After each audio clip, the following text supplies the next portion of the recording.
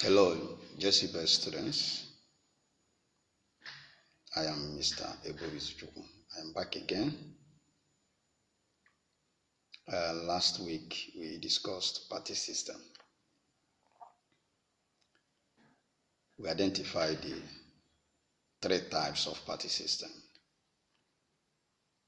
the one-party system, two-party system, and the multi-party system. And that was our third lesson for the term.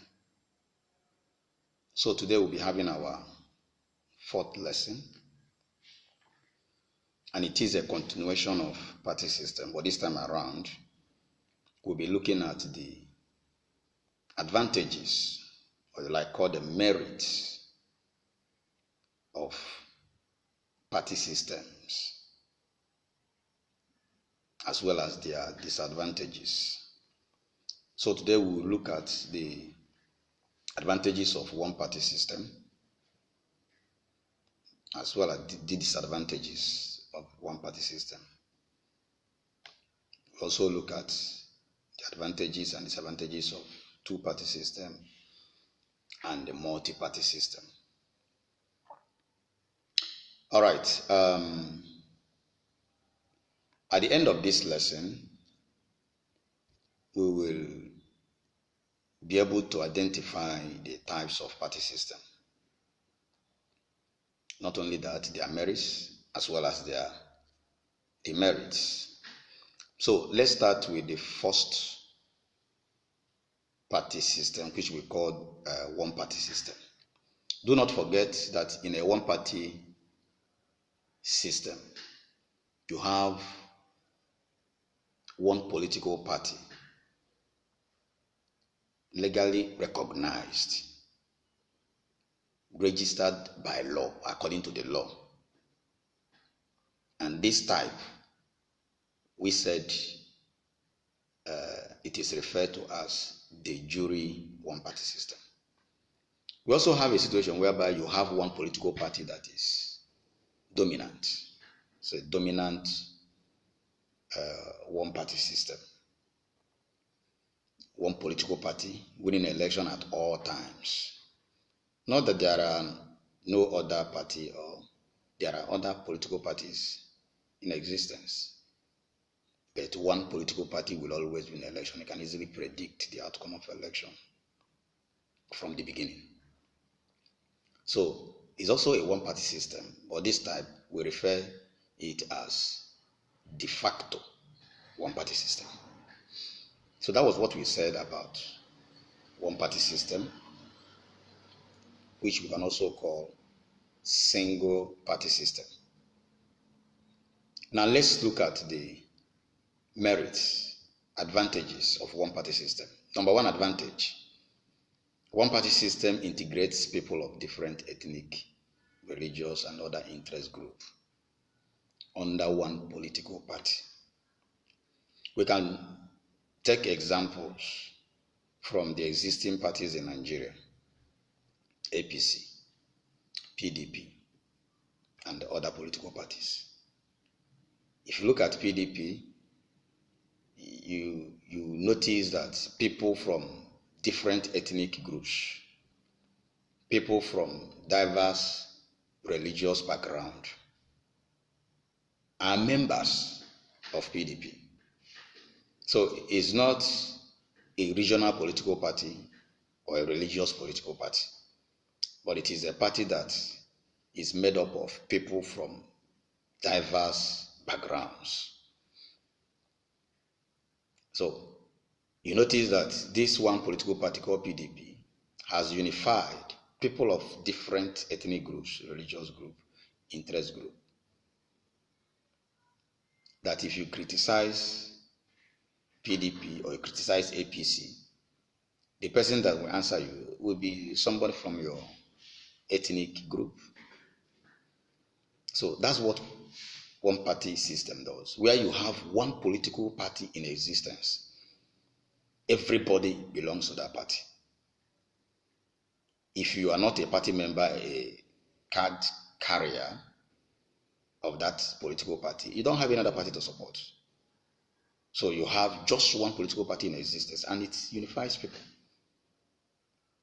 There is no other political party with a different political ideology that you can support, except the one that is in existence. So that's what one party system does to countries that operate it. So countries that operate one political party, usually unitary states, countries that operate unitary system will adopt one party, or communist and socialist states like China. So people are politically unified. They are united because they have common political ideology. They belong to the same political party. Now, the second advantage of one-party system is that it eradicates incidents of political rivalry. And we know the negative effects of political rivalry, where you have two or more political parties. The supporters of the two parties will always be at loggerheads. There is this war that goes on between and among them during the electioneering, during election. You see such war going on because they want their own party or the party they're supposed to win elections.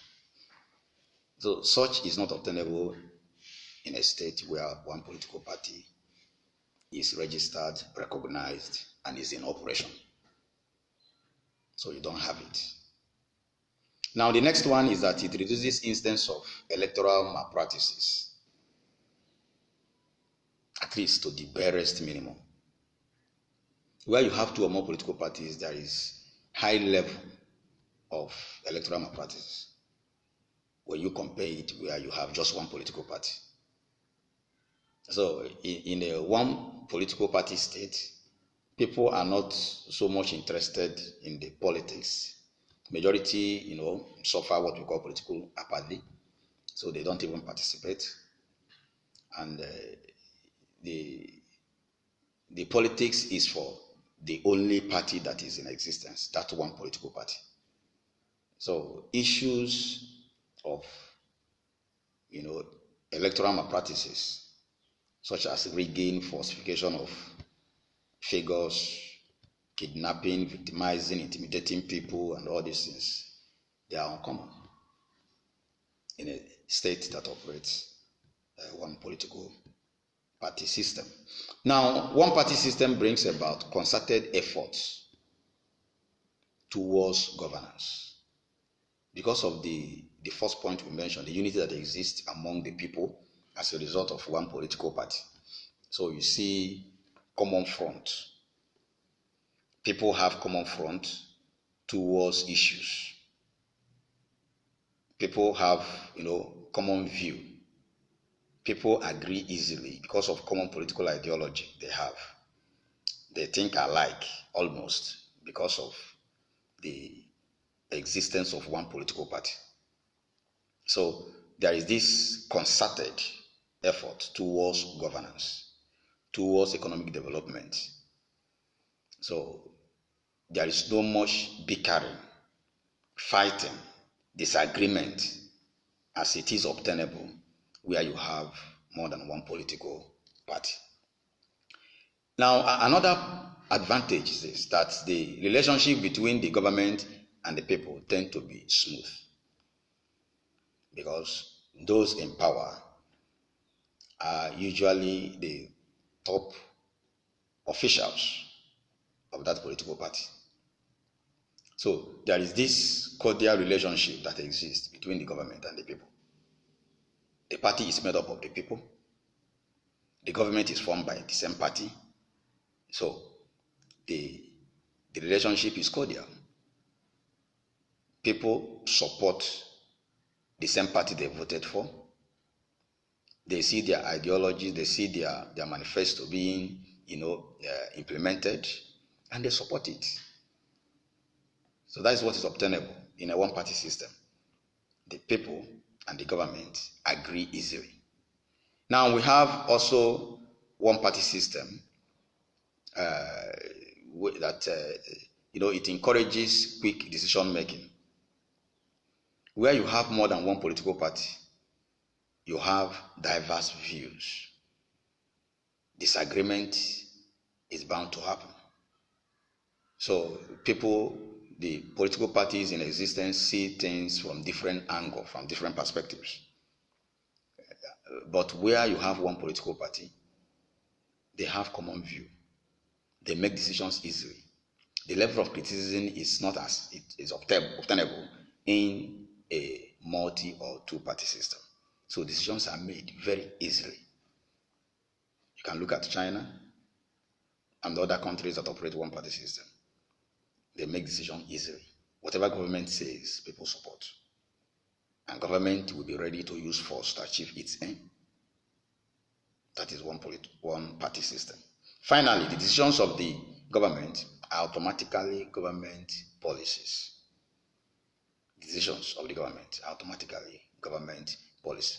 Now, it ought to be that the decisions of the government are automatically the decisions of the party.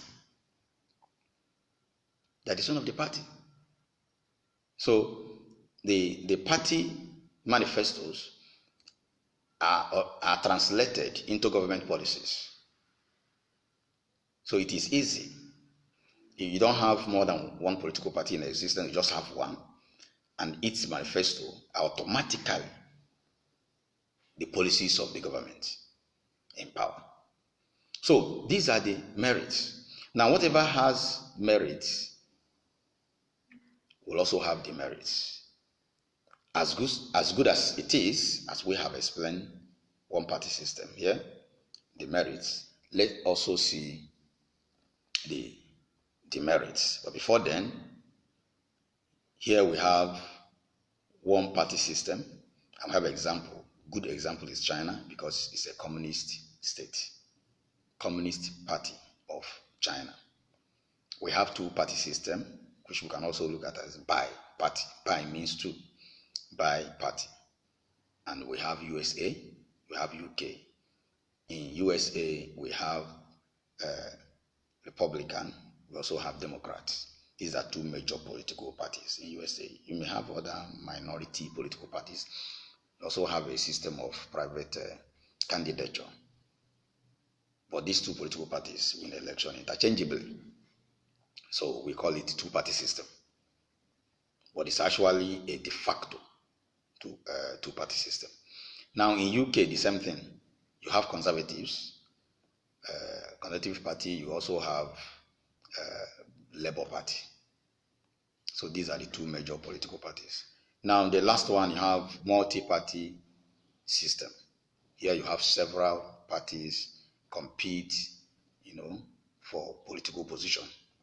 You have more than two political parties in existence, and they have a reasonable chance of winning elections because they have almost equal strength. That is true multi-party system, where the political parties have almost equal, may not be the same, but almost equal strength, that anyone can win election at any time. And India is a good example. Nigeria is not an exception too. Okay, now let's look at the disadvantages of one-party system. The first one is that one-party system encourages dictatorship. Why? Because there is absence of opposition. So the party in power can turn dictatorial. There is no other political party dare to check the excesses of the party in power. So it can become, a tyrannical government. It can turn into a despot, as long as there is no other political party that can serve as an alternative to the one in power. Maybe that by the time you have next election, people will now consider the second party. No. So it promotes dictatorship. That's what we're saying. Now, apart from that, it is undemocratic. Why is it undemocratic? In terms of decision making, the decisions of top party officials turn out to be the decision of the government. Because the government is occupied by the top party officials. So the decisions are the decision of the government, not the decision of the people. You can check out China, for example, has autocratic government, a very powerful government. Whatever the government says is final. The government can use reasonable force or even go beyond that to ensure that people obey decisions of the government. Okay? All right. The third one is that it limits political education, as the political experiences of the citizenry is limited as well. So, where you have one political party, the extent it can go in sensitizing the people through campaign and rallies is very low. But where you have two political parties, or you have more than two, you see the level of electioneering, the level of campaign, the level of sensitization will be very, very high. Why? Because these political parties will want to establish their presence, want to canvass for the support of the people, and they move out, reach out to the people, touch all the nooks and the crannies of the country in search of people's support, canvassing for their votes. So through that, people are educated, people are informed, people have interest to participate in the electoral process. So there is high level of political education in two or multi-party system. And in a one-party system, you have low level of political education. Okay, now freedom of expression and of the press are restricted. Yes. If it is true that one-party system promotes dictatorship, that dictatorial government will definitely limit the rights of the citizens, especially that of expression, especially that of the press. So, in one-party states, media houses, radio stations, TV stations, newspapers are usually owned and controlled by the government. If they are not owned, they are controlled by the government. The essence is to ensure that whatever information they give out to the people are censored. So that is important. Now, another demerit is that information from the people to the government, or vice versa, are usually distorted. Since we don't have freedom of press, just as we have today, FOI Act, Freedom of Information, you can access for any information you want and you get it. So where you have one-party system, it is not so. The information coming from government to the people can be distorted. Information coming from the people to the government can also be distorted. So government may not get the real information or feedback from the people. Those who stand the link between the government and the people can distort such information. So if people are crying, we need this, we are not happy with the government may not hear that. Those information will be distorted. All right, people sometimes resort to forceful change of government due to high-handedness of the government. So if at a time the members of the public can no longer, continue enduring the excesses of the government, they can resort to forceful change of government. They can pick arms. They can engage in massive campaign against the government. And sometimes it doesn't end well because the government will use its force to suppress and oppress the people in order to stop the movement. So that is what is obtainable in a one-party state. Now, in a one-party system, party tends to satisfy the interests of the party leaders more than those of the people. The interests of the party leaders are very, very important to the government.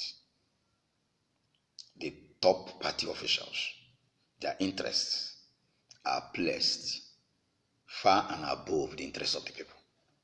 And government tends to satisfy that, or those interests, more than the one of the members of the public.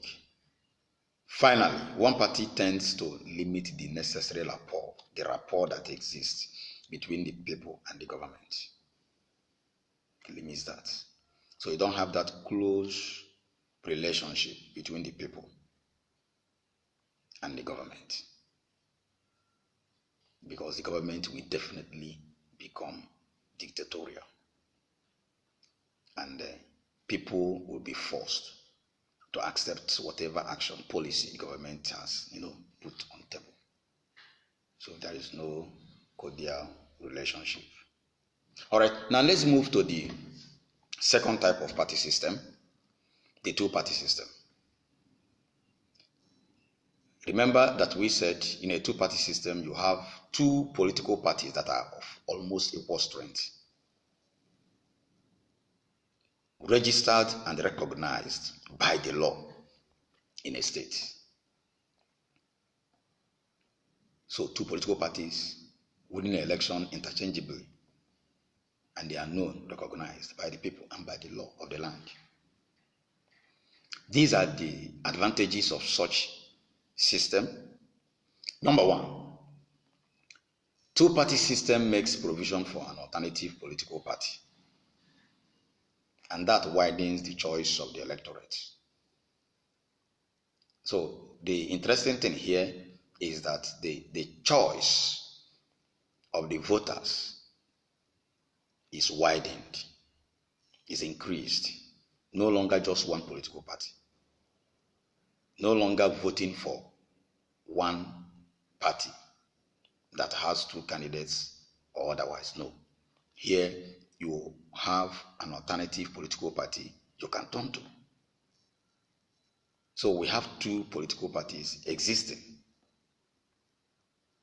and the electorate can make their choice. It eradicates dictatorship in a state, yes. Why?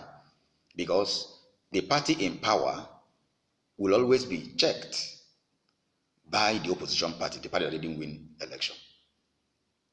So when the party in power remembers that if we don't do the biddings of the people, we may not win election in the next election year. So it makes the government to listen to the people, to act in accordance with the opinion of the public. And such a government cannot be called a dictatorial government. Reason is because it listens to the people. A dictatorial government is a government that dictates whatever it says is law, doesn't listen to the people, doesn't respect the opinion of the people, doesn't respect the rights of the people. All right, it is democratic in nature, good and fine. It is. Because you have an alternative party that checks the party in power. So it is democratic. It obeys the democratic principles and the rule of law. So any government that respects the rule of law, that obeys the democratic principles, is a democratic government. It accommodates diverse opinions in the parliament. So in the parliament, otherwise known as legislature, you don't have just one political party. You have people from different political parties, from party A and party B, since we're talking about two-party system. So the parliament is made up of representatives from two political parties. And as a result, diverse opinion will always, come into play. Not just one opinion coming from one political party that has one political ideology. Okay? Now, the opposition party serves as a check to the activities and policies of the ruling party. I have mentioned this, repeated this over and over again, because that's what prevents the dictatorship, that's what brings about democracy, and so on. So I will leave this. It allows the electorate to change the ruling party when the party fails to perform. So people exercise power in a two-party system. Power is with the people. Power resides with the people. They can change the government in power. If the government in power is not performing, in the next election year, the people can change their mind and say, we're going for party B. We are tired of party. You can see in America how Republican and the Democrats, always this one will win this time, the next time the other one will win. And people will always make that their choice. That's what is obtainable in a two-party system. The competition between the parties will always result to the good performance. Always result to good performance of the government in power. So the bickering, the criticisms, the arguments that will always go on between the two political parties will make the party in power to sit up. And at the end of the day, it will be, in the benefit of the people. It will be to the benefit of the members of the public. Because the opposition party, through their criticisms, will make the party in power to sit up and do the right thing and engage in policies that will promote the welfare of the common man. Now, two-party system expanded and increased political education. If one-party system does not promote political education, then two-party system does promote political education, because the two political parties will want to get the support of the people, and they will move, not just concentrating at the national level, they will move to the regional level, down to the grassroots, talking to people, establishing their presence, offering their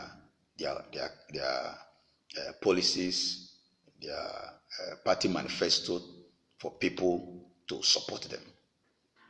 So that brings about political education, decreases the knowledge of people as regards politics. Party systems. This one is a summary of the multi-party and the two-party system. So we come back to this. Then let's go to the disadvantages of two-party system. What are the demerits? In as much as we have said so many good things about two-party system or bi-party system, we still have the areas of pitfalls of two-party system. All right? Now, the first one is that the competition in the two-party system results to unhealthy rivalry. The two-party system will always engage in competition. Who will outwit? Who will, perform better than the other? Who will campaign better than the other? Who will get the support of the people more than the other? So this can bring about unhealthy rivalry, unhealthy competition. You see issues of kidnapping. You see issues of threat. You see issues of, stealing ballot boxes, ballot papers, stuffing of ballot boxes, and so on, in order to win election, in order to do better than the other. So it's quite common in a two-party system. We have two political parties that are of almost equal strength, and in election, a lot of things happen. Now, issues such as election rigging, clashes between the members of the two political parties are obtainable. So I've mentioned that. Now, discrimination in provision of resources or amenities by the ruling party. How do I mean? Just as we have APC in power, the APC government can decide, we didn't get vote from this area, so we're not going to provide social amenities. We're not going to, put things in place for their benefit. We garnered much votes in this area, so we're going to, provide all that they need. So it's obtainable. Discrimination when it comes to provision of resources, provision of amenities in a two political party system. Now, aggressive campaigns and advertisements that result to wastage of resources. I've said it before now. Every political party in a two-party system will want to, campaign more than the other to give out things, engage in money politics to get the support of the people. This thing is not obtainable in a one-party system. No. In a one-party system, it's not obtainable. But in a two-party system, because the two political parties will want to win election, want to become ruling party, they will engage in all manner of activities, both legal and illegal activities, to win election. Two-party system presents two ideologies only. So in as much as there is increase in ideologies, but it's still limited. In a one-party system, you have just a single ideology coming from a single political party. In a two-party system, you have two ideologies, political ideologies. The party may believe in communism, may believe in socialism, may believe in capitalism, or may believe in the mixed economy. These are ideologies. Okay? So you have more than one political ideology in a two-party system. So people can make their choices. Two-party system divides the country into two ideological and antagonistic or warring groups, which breeds violence. We say that one-party system promotes unity amongst people of different ethnic group, religion, and opinions. But here, we have a country that is divided along two ideological blocks. So people are divided, and they are warring. The supporters of Party A and Party B. So it's a terrible thing where a country is divided into two. Two-party system, in this sense, is quite not a good one in this sense. Dividing the country into two ideological and antagonistic or warring groups. It can breed a lot of violence in a country. Now, political parties and organizations are concentrated at the national level, with little attention to the rural area. Worst is one-party system.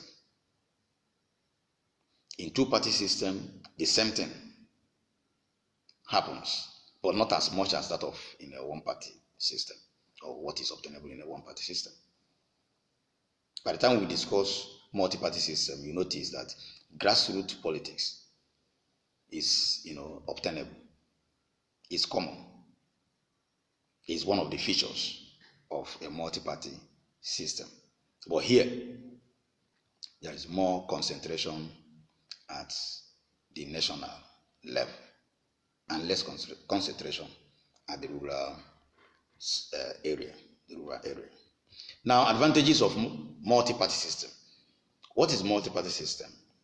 We say it's a system in which more than two political parties that are of almost equal strength are in existence, are recognized by law, contest elections, That is multi-party system. Nigeria is a good example of a multi-party state. You also mentioned Ghana. So here are the advantages of a multi-party state or a multi-party system. So a multi-party system is highly democratic. If we go back to two-party system, we say it was democratic. This one, highly democratic. If we go back to one-party system, we say it was undemocratic. So one-party system is undemocratic, two-party system is democratic, multi-party system is highly democratic. And you know the reasons. Now, diverse opinions are allowed and expressed in parliament, not just two political parties in existence. We have more than two. There may be 3, there may be 100, there will be 90 something, just as what we had in the last election year in Nigeria. 90 something political parties contesting for presidency. So in the parliament, you have many political parties with different political ideologies airing out their different political interests. Okay? All right. Now, multi-party system brings about diverse political ideologies. Good and fine. We have mentioned that too. It allows a wider room for expression of human rights such as freedom of expression, association, and the press by the citizens. So those things that are not obtainable in a one-party system are obtainable here. Those things that were scarcely obtainable in a two-party system, they were obtainable but not so much obtainable. They are obtainable in a multi-party system. The rights of citizens are respected because there are so many political parties in existence. The party in power today may not, see that government house in next 2 or 3 election years. Reason is because people can decide which party to support. And the press has freedom. The members of the press, the newspaper, the radio station, the TV station, they have freedom to disseminate information, to do investigation, and expose the ills of the government. So these are the advantages. There are more advantages. Strong opposition parties to check the government in power. You don't have just one checking the government in power. Here you have other political parties in existence. Remember that they are of almost equal strength. Any of them can win election at any time. So the government in power is checked by many opposition parties, not one. It discourages the emergence of a dictator. So it is difficult, it is impossible, as a matter of fact, not just difficult, impossible for a dictator to emerge in a multi-party system. While one-party system encourages it, it is impossible in a multi-party system. It widens the scope of political education due to increase in political activities by many political parties. So if a party thinks that it cannot win an election at the national level, it will go to the grassroots and begin to campaign to take over the wards, take over the local governments. So you have much activities, political activities, in a multi-party state. And as a result of that, people are educated politically. People are sensitized politically. Okay. If we look at this is an example of a multi-party state. The government is the steering, that is the leadership. It's not just one person. You see liberal, you see nationalist, you see other party. All of them are in control through their influence through their contribution, they determine what happens in the state. It's not an affair of just one political party. No. Those who love their country, who contribute in the progress of their country, who contribute in decision making, will air their view and they will be listened to. Public opinion is heard and is respected. Other political parties make their contributions. So you don't just have one person or group of persons controlling the steering of leadership alone. No, it doesn't happen like that. Now let's look at the disadvantages of the multi-party system. In a multi-party state, these are possible disadvantages you can record. The first one is that multi-party system engenders unhealthy competition among parties and their supporters. Yes. You have so many political parties in existence, all of them want to win an election. They engage in all manner of activities, both healthy and unhealthy one, to win election. And it is not good for the state because sometimes people are killed. Sometimes people are so much victimized that they will swear that they will never come out to vote again. So many things happen. Now, ethnic and religious partisanship may be heightened due to unhealthy rivalry. Some people will take up religion as a tool just to garner support. Some people begin to play ethnic cards to get support. Unhealthy rivalry is common in a multi-party state. So much resources are wasted on campaigns, on electioneering. Money, resources that are supposed to be used for the development of the country is used to campaign. They waste a lot of resources. I think we can see that in Nigeria during electioneering season. When political parties were moving about canvassing for the votes of the people, they waste a lot of money. Buy things, give to the public. Part of it don't even get to the public. People siphon, use that opportunity to siphon funds and so on. Waste the money that's supposed to be used to provide, basic necessity, basic amenities for the members of the public. They waste them in the election. Election malpractices such as rigging, violence, ballot snatching, falsification of figures, and so on, are obtained in a multi-party system. It is expensive to run. Good. It is. Government will always disburse funds to existing political parties where you have 90-something political parties. You know how much government is going to disburse through the INEC or the Electoral Commission. It's expensive to run. It creates confusion on the part of the electorate over which party to support. Sometimes even the electorate don't even know the names of political parties in existence, where you have 90-something. How many political parties are you going to mention? When you go to the voting booth, you are given a long ballot paper and you are searching for the political party you want to vote for. You can be confused.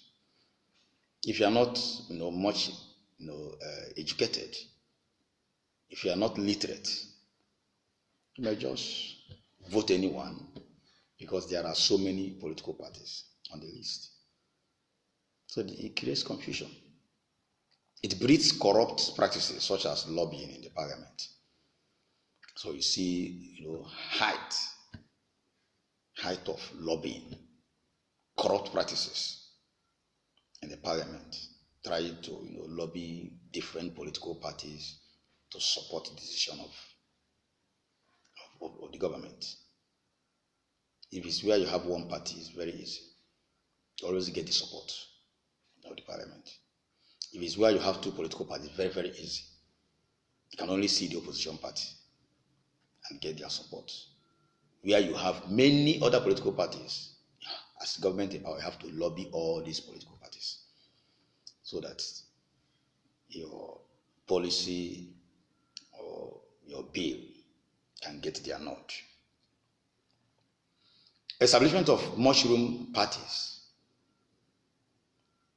I remember Obasanjo describing other political parties as chop-I-chop party. Mushroom political parties that will never win elections, that their names may never be recognized, but they are in existence, they are registered, they receive their fund from government for campaign and so on. So all these are demerits of multi-party system. Now let's quickly make a comparison of multi-party system and two-party system. So a coalition government is necessary, where it's very difficult in a multi-party system for one political party to win absolutely. If it's where absolute majority system is used to determine the party that wins election, it will be difficult for you to have just one political party that can win absolutely. So there may be need for coalition government, for one or two political parties to come together, put their votes together to form a government. In a two-party system, it's a winner takes all. It's a winner takes all system. The party that wins the election takes the entire benefits, appoints its members as government officials and so on. Now, minor parties in a multi-party system have an incentive to persevere. There are minor political parties, but there are incentives that will make them to remain in the system. So then we still win election in the parliament, have seats in the parliament, win at the ward level, local government level and so on. And they receive disbursement from government. So these things will keep them, make them to remain. Make them to remain. Now, wasted vote syndrome discourages minor parties. In a two-party system, you may have other, I said it before, you may have other minor political parties, but you don't hear about them. In America, they may be there. In UK, they may be there, but you don't hear anything about them because it's winner takes all. So they don't get support. They don't get support. They are not encouraged. The concentration will always be on the two major political parties. Now, proportional representation, yes, in a multi-party system, people are elected into parliament. It does not matter the quantity of vote you receive, even if it's 5% of votes that you secure in the general election, you have 5% of seats in the parliament. It's proportional. In party system, two-party system, government tends towards stability. Yes, government is more stable. And is even more stable in a one-party system. There is strong and stable government in a one-party system. So it's also obtainable in a two-party system. But in a multi-party system, the government tends towards instability. You have so many other political parties that are warming up for that position. And they are qualified. They have the capacity. They criticize every move of government in power. So there is this tendency for instability. But such is not much obtainable in a two-party system and not obtainable at all in a one-party system. So that's just it. We've come to the end of this class. We have assignments. The first one is a WAEC question. Highlight any 5 rules of minority parties in a multi-party democracy. The second one states the limitations of one-party system. You will get your note on Google Classroom. If you have not joined Google Classroom, please do join. Get your note there, do the assignment, submit your assignment back for grading. Thank you for being part of this class. God bless you all.